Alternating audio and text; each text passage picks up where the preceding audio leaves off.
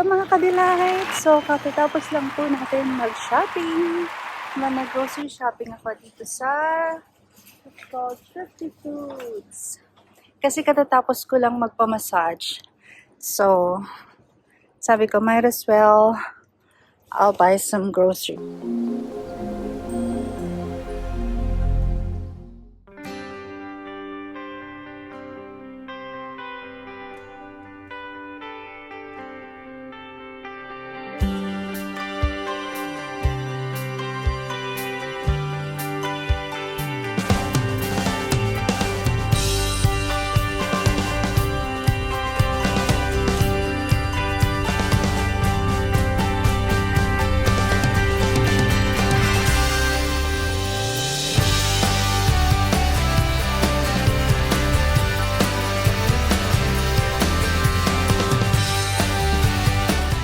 Guys, tignan nyo 'tong nabili ko online na Bible name tabs na i-sticker type siya na ididikit ko siya dun sa page ng Bible ko. So, para madali kong mahanap yung mga books 'pag nagbabasa ako.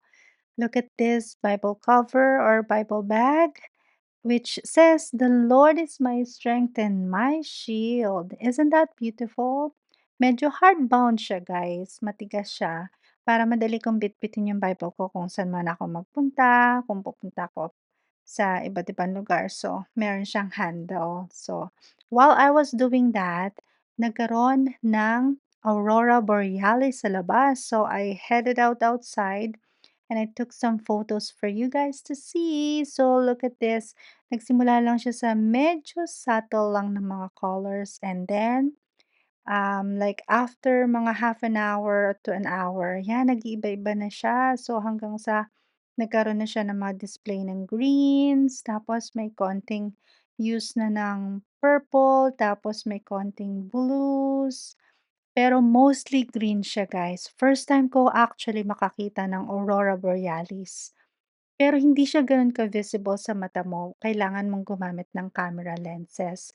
So 'yan yung mga na-capture ko, napakaganda. Hindi ko na kailangang pumunta sa may northern part ng Canada para makakita ng aurora borealis. Thank you Lord for your majestic display of your glorious hands. Isn't that beautiful guys? Ang ganda 'di The ba? next day.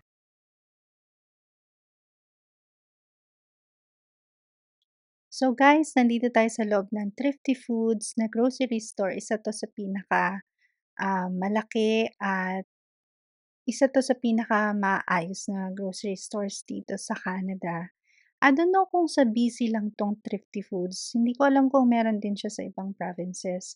Pero maganda ang Thrifty Foods kasi marami siyang selection ng mga prutas na talagang produce dito sa galing lang ng BC. So, marami siya lang mga fresh produce and fruits na mabibili niyo compared to the other grocery stores. So, ito nga naghahanap lang ako ng pasta sauce at magluluto tayo mamaya ng ating dinner at bibili lang ako ng iba pang mga grocery items na kailangan ko. Magsa-stock up lang ako kasi nga iniisip ko magluto na lang for the week. Kasi medyo magastos actually ang kumain sa labas kahit na mag-isa ka lang. So, I think dahil nga bago pa lang ako dito sa apartment, so I think magluluto pa rin talaga ako.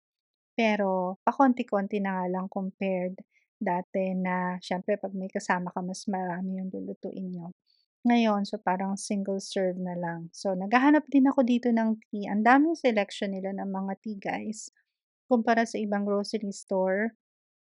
Dito sa Thrifty Foods marami silang mga yung medyo magagandang brand like, yung traditional na organic type tapos meron din silang David's Tea. So, as you know, mahilig ako sa tsaa kaya 'yan, bumili ako ng mga tsaa at naghahanap din ako ng frozen product. So, bibili na lang tayo ng chicken guys, kasi masarap 'yun ka-partner ng pasta. So, as you can see guys, marami ditong mga prutas, marami ditong mga ready to cook na mga pagkain. Kung ayaw niyo na magluto, ilalagay niyo na lang sila sa oven para mabilis kayong makakain. Mga may mga flavor na din siya tapos, yung mga sizes nila or yung mga portions nila is kung mag-isa ka lang, hindi siya yung katulad sa Costco na marami or malakihan yung mga portions nila. Dito merong mga single na kung gusto mo lang ng isang pirasong karne or isang pirasong, chicken, meron silang gano'n. So, parang tingian dito kumpara sa Costco na bultuhan.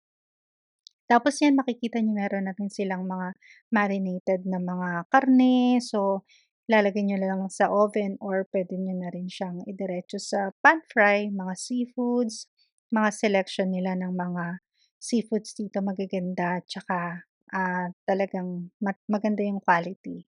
Like meron sila diyang mga salmon, mga mussels, mga, anong tawag dito, yung kulay puti, scallops. Tapos 'yan meron na rin sila yung mga ready to ano na, ready to eat na mga pagkain at saka ready to put na sa oven na lang. So, bibili lang ako dito ng, um, chicken strips or yung mga chicken nuggets. So, I found one. So, 'yan ang bibili natin. Meron din sila dito guys na mga tinapay. So, kung gusto niyo ng mga dessert, meron din sila mga pastry, mga cakes. So, masasarap ang mga cakes dito actually compared sa ibang grocery store. Tsaka masasarap yung kanilang mga tinapay dito. So, I think, isa sila sa may pinakamasarap na cake na yung pang grocery store quality lang ha.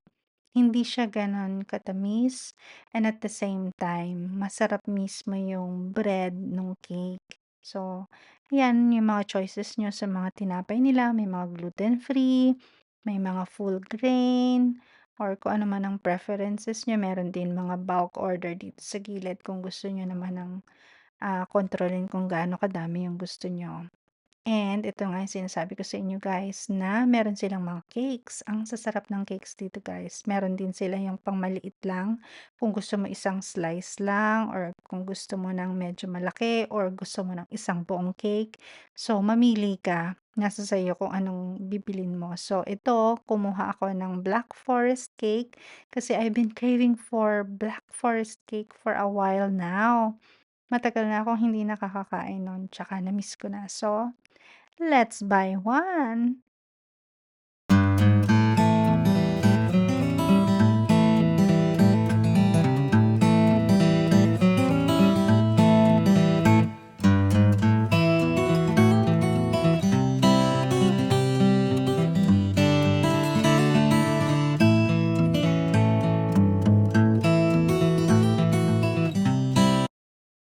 So, ayan na guys, after natin makuha lahat ng ating pinamili, eto na guys, pupunta na tayo sa counter para magbayad ng ating mga grocery. So, ganito dito. So, bitbitin mo yung mga pinamili mo and then ilalagay mo siya sa counter. Tapos, kapag natapos ka na, yung dulo ng pinaka-product na nilagay mo, nakita mo yun guys, yung purple na yun, lalagyan mo siya ng harang para courtesy dun sa susunod na customer.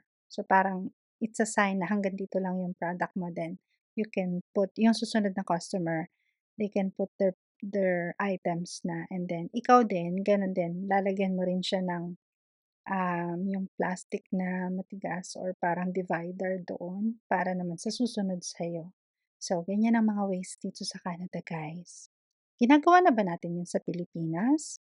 I hope so.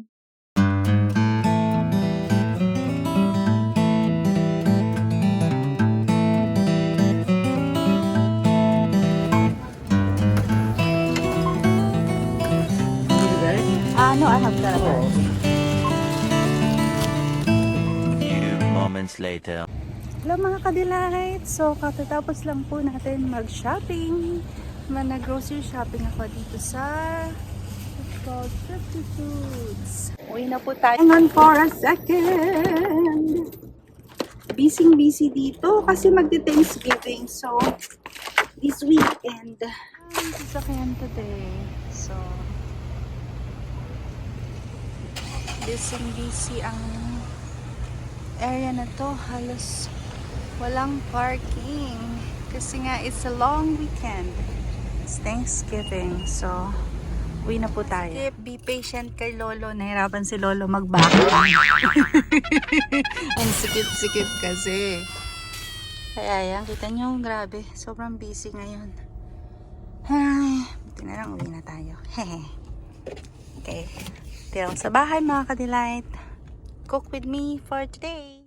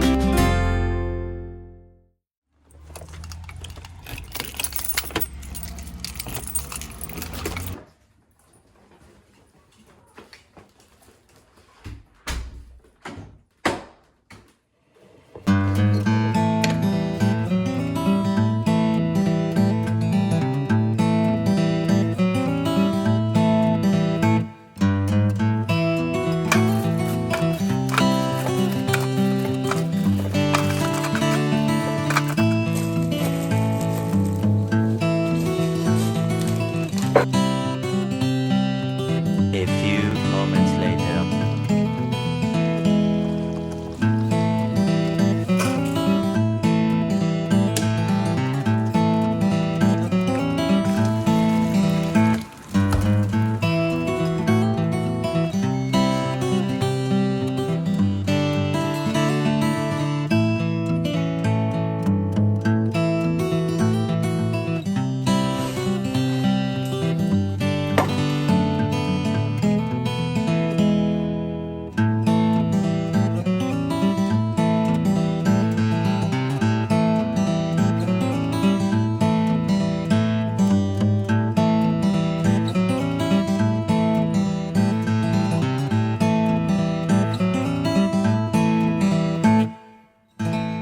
Okay, so we just finished making our lunch, guys. Actually, it's a late lunch and close to dinner now because it's almost 4 o'clock. So, here we go. Join me in my lunch. Try the chicken first. So, actually, meron ako ditong ranch sauce. Yeah, good job. And what next? Put that one in the tap. Good. So dahil malamig pa, Psalm 28, verse 7 reads, "The Lord is my strength and my shield. I trust him with all my heart. He helps me, and my heart is filled with joy. I burst out in songs of thanksgiving."